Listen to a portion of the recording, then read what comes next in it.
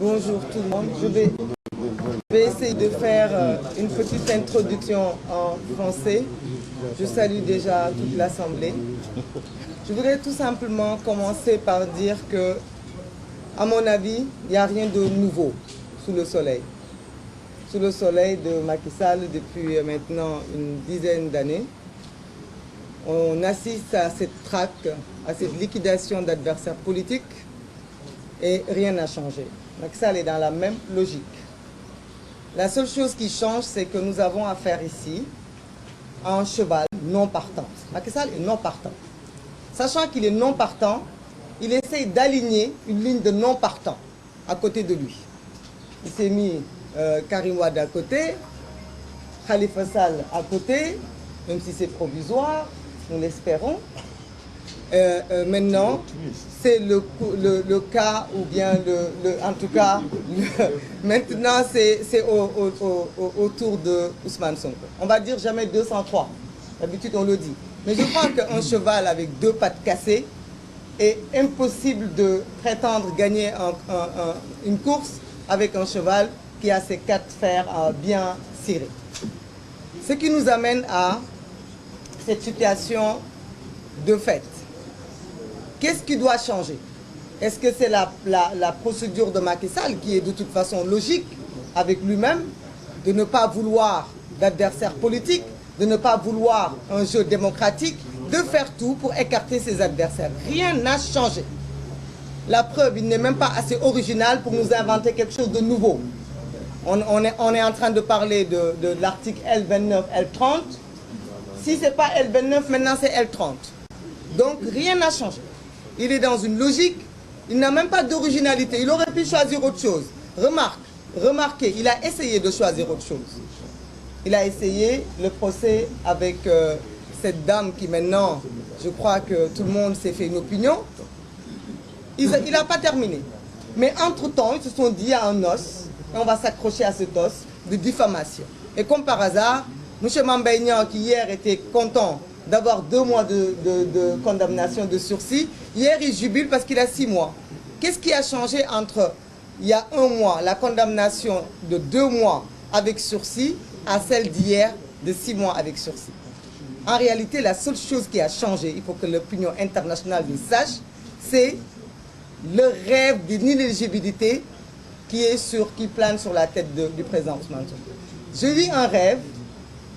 un rêve parce que c'est un rêve de Macky Sall. C'est aux Sénégalais de décider si ce rêve sera une réalité ou pas. Ce sera aux Sénégalais de déterminer. Est-ce qu'ils accepteront que Macky Sall continue ce cauchemar qu'il est en train de nous faire vivre, c'est-à-dire éliminer ses adversaires politiques, ou là, on va l'arrêter, le stopper pour de bon? Je crois que ça suffira pour la version française.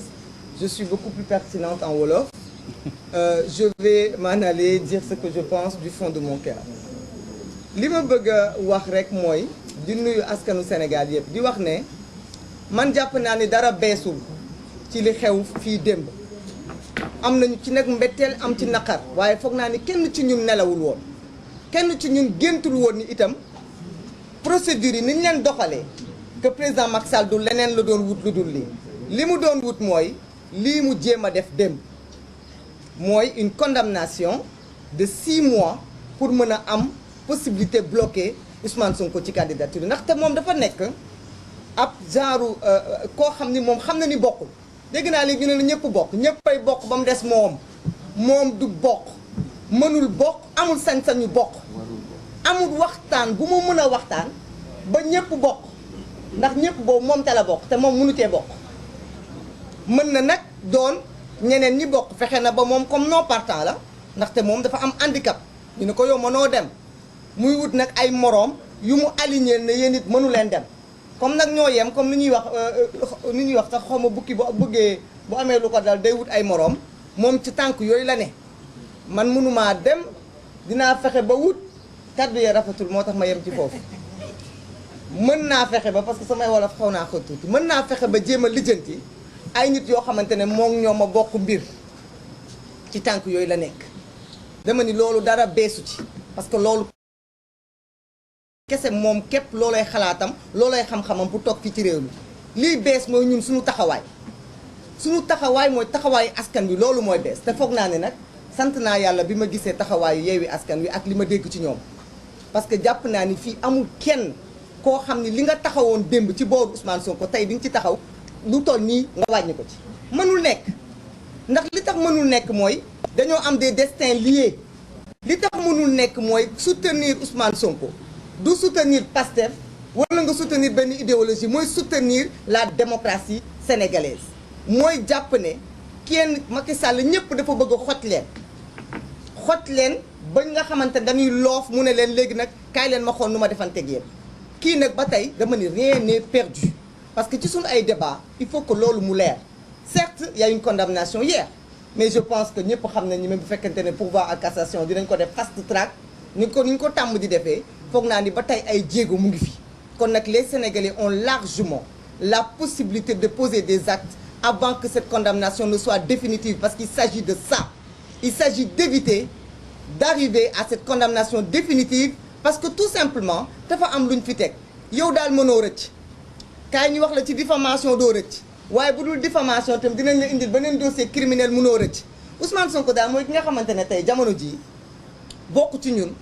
di suñu candidat comme ñu yeneen candidats yi nekkee suñuy candidat ni ñuy xeexalee suñu candidat yëpp pour ñu bokk noonu la ñuy xeexalee Ousmane Sonko pour que mu bokk parce que ñun benn kaddu la ñu am te ay góor doo nga fi toog coow li nag bare na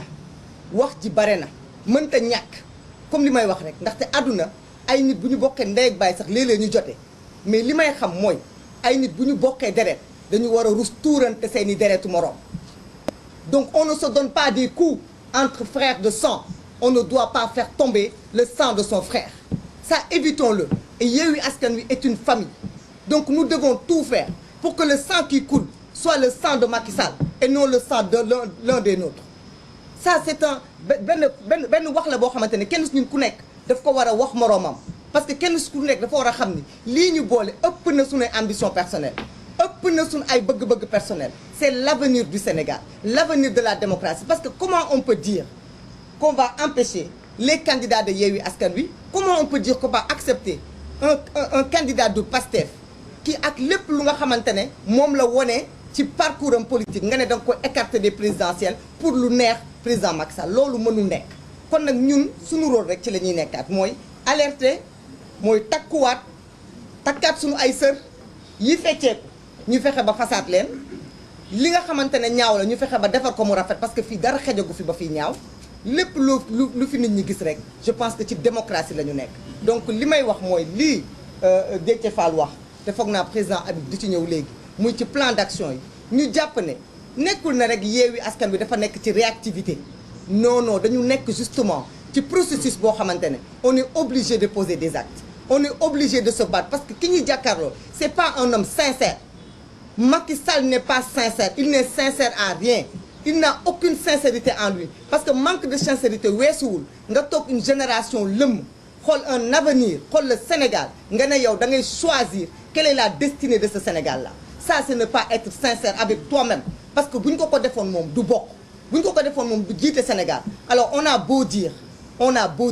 ay nitu jàmm ñoo fi nekk ay nitu salaam ñoo fi nekk kenn ci ñun bëggul ay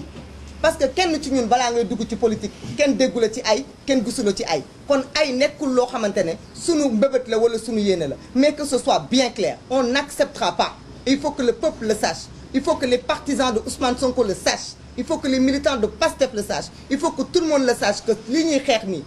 xeexuñu ko pour que dañuy nar a ñëw tey di xool lan moo neex ma Samba lan moo neex ma dem on est obligé d'aller jusqu'au bout parce qu'il y va de la survie de la démocratie et de l'avenir des jeunes de la jeune génération de ce pays-là nous nous battrons nous serons debout nous serons déterminés et nous irons jusqu'au bout lu ñu koy dooleel nag mooy ñu jàpp ne benn ennemi nekkul fii ci table benn ennemi nekkul fii ci table benn adversaire la ñu am bu ñu ko fàtte benn adversaire la ñu am mooy président Macky Sall kon nag si les gens ont à tirer que tout le monde se retourne et tire sur le président Macky Sall qui est lui seul